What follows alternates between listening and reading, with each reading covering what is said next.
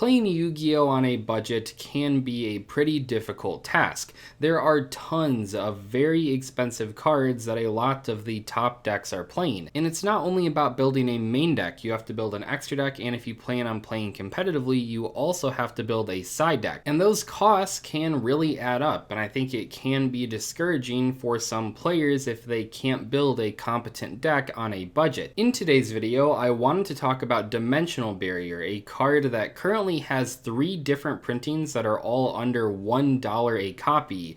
I feel like this card is not only a great budget option, but I feel like it's just a really good side deck card in general. So even if you're not a budget player, I think Dimensional Barrier is worth looking into, but especially if you are a budget player, I think this is one of the cheapest side deck cards right now that you can play that will beat a lot of the current top meta decks. Dimensional Barrier obviously has seen play over the years. We know this card has been good in the past, but right now I feel like it's a really good pick for the current format. If this video inspires you to buy Dimensional Barrier or any other Yu-Gi-Oh cards, please use my link to tcgplayer.com. It'll be in the description below. It really helps out the channel when you guys use that link while you're doing your normal shopping on tcgplayer.com. Anyway, let's talk about Dimensional Barrier. So just in case you don't know what this card does, it is a normal trap card that says, declare one monster card type, Ritual, Fusion, Synchro, Xyz, or Pendulum. For the rest of this turn, neither player can special summon monsters of the declared type. Also negate the effects of all monsters of that type while they are on the field. You can only activate one Dimensional Barrier per turn. So in the past, this card kind of went out of the metagame because a lot of people were playing decks that primarily had link monsters in their extra deck. However, ever since Master Rule 5 happened, and that was over a year ago now, but a lot more people have been experimenting with deck lists that don't really have a lot of link monsters in their extra deck, and that made Dimensional Barrier a pretty appealing pick in certain matchups. But I think it's really right now where this card shines, because almost all of the top decks rely on one of the summoning mechanics that Dimensional Barrier is good against. Let's go through each top deck and kind of talk about how you could use Dimensional Barrier. And keep in mind here, I am mostly talking about Dimensional Barrier as a side deck choice. This is a card you want to draw when you go first in either game 2 or 3. Let's start off by talking about Sword Soul. By all metrics that I've been able to find, this is the most popular archetype in the format right now, and what's really important about this deck is that not only does it primarily play synchros in the extra deck, but also the Sword Soul cards have restrictions when they summon their tokens. They say while that token is in the monster zone, the player who summoned it cannot special summon monsters from the extra deck except synchro monsters. So the really good news here is that if you do end up playing against the Sword Soul deck that plays Fusion Destiny and Destroyer Phoenix Enforcer, as long as you wait for them to summon a token before using the Dimensional Barrier, you're going to lock them out of not only their synchro plays but also their fusion plays, because as long as they have that token on the board, they're not allowed to summon Anaconda or use Fusion Destiny to bring out Destroyer Phoenix Enforcer. There are a couple ways they could theoretically get rid of the token. For example, if you debarrier after they start their turn off with a level 6 monster to special summon itself and the token, they could theoretically tribute summon over the token and then use those 2 monsters to make Anaconda. But realistically, if you wait for a Sword Soul player to summon a token monster and then use the Dimensional Barrier, you're probably going to make them pass turn to you. So that is a really good way to use Dimensional Barrier in the current format against the most popular deck in the meta. Next up, one of the other big decks in the format right now is Loki TriBrigade. Now, this deck is a bit trickier because it does play like half Xyz monsters, half link monsters in the extra deck, but I still think Deep Barrier is quite good against this deck. The Xyz monsters are the real power cards in this deck. You have the Searcher that's really good, you have Zeus to break boards, and their 2 main end board monsters, Robin and Utopic Draco Future, are both Xyz monsters.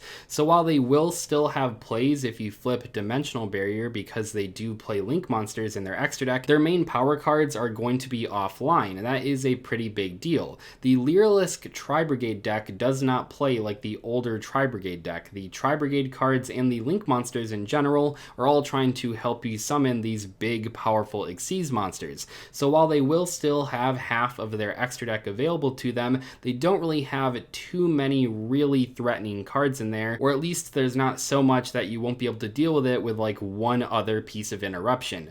I really like Dimensional Barrier against this deck. I think it shuts off some of their best plays, and that is one of the most popular decks in the format besides Sword Soul. Next up, we have Drytron, one of the other very popular matchups in the format. So this deck does use Xyz monsters in the extra deck, and you could theoretically call Xyz against Drytron, but don't forget that Dimensional Barrier can also call Ritual. It's not only good against extra deck mechanics. So when you call Ritual against a Drytron deck, it doesn't completely stop them from comboing off. They still can make some pretty good Link monsters, and they still can make Zeus, because that is an Xyz monster, but they won't be able to summon Herald of Ultimateness or Perfection, and they won't be able to summon Benten, and they won't be able to summon Draconids to potentially OTK you. So I think that Dimensional Barrier is good against this deck, even if it doesn't completely win the matchup, and I think that it's worth exploring against Drytron. Remember, right now we are in a very diverse format, so having a card that is good against a lot of the top decks is a big deal, especially considering how budget-friendly Dimensional Barrier is. Virtual World is very similar to Sword Soul. They primarily play Synchro monsters, so once again here, if you use Dimensional Barrier and call Synchros, it's going to stop them from most of their plays. Against Virtual World, you will still have to watch out for Zeus, so make sure you have one extra negation saved, but I think Dimensional Barrier is still quite good against that deck. Almost all of their main boss monsters are Synchros. Against Phantom Knights in 2021, it's not the best thing, which is weird to say because a couple years back, Phantom Knights were all about Xyz summoning, but these days only about a third of their extra deck is taken up with Xyz monsters, but there are still some pretty important ones. You'd cut them off of Breaksword and Zeus, for example, but I wouldn't necessarily play Dimensional Barrier in my side deck specifically for Phantom Knights. I think it's a card that is better in other matchups, and I think there are other better side deck options for Phantom Knights.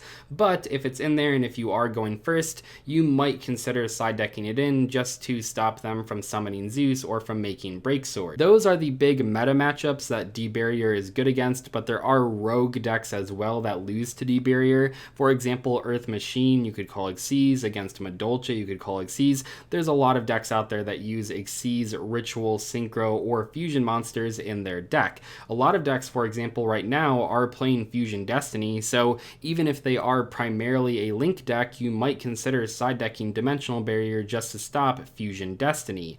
Overall, I think Dimensional Barrier is a very strong card this format, but I will mention here at the very end, it's not perfect. You do have to play a deck that can capitalize on skipping your opponent's turn if you want to play Dimensional Barrier. Basically, what I mean by that is that skipping your opponent's turn doesn't really do anything if you aren't able to either set up a big board or OTK them on your next turn. So if you are playing a very slow control deck that isn't very good at setting up a board of any kind, maybe Dimensional Barrier isn't the right call for you. It's only a one turn thing, so perhaps a card like Summon Limit would be good for your deck if it's not very fast. In general though, I think Dimensional Barrier is so high impact against most of the top decks that even if you are playing a slower deck, it's still going to be a great option for you. I hope you guys enjoyed today's discussion video. Let me know what you think about Dimensional Barrier in the comment section below. Personally, I know I've already lost to the card a few times while playing Sword Souls, and I've seen it do a lot of work against the other top decks in the format as well. I'll see you later though. Thanks so much for watching. Goodbye.